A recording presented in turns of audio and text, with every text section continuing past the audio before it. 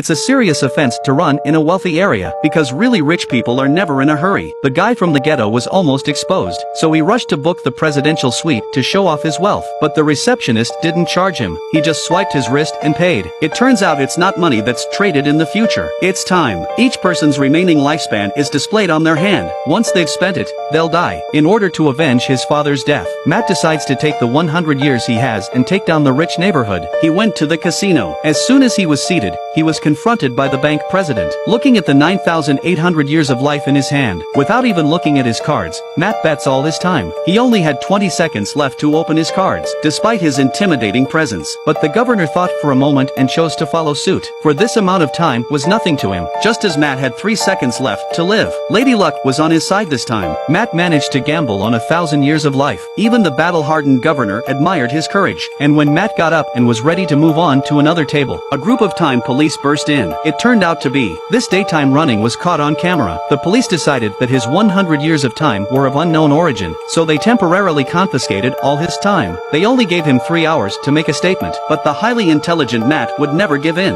When the sheriff wasn't looking, he took out 2 guards. Then he rushed down the hall and kidnapped the bank president's daughter. With the hostage, Matt escaped back to the poorhouse. He thought he had finally escaped, but then they suddenly stepped on a trap in the ground. The sports car went out and knocked 2 people unconscious. At that moment, a few gunmen stopped the car. It turned out that the trap was set by these time bandits.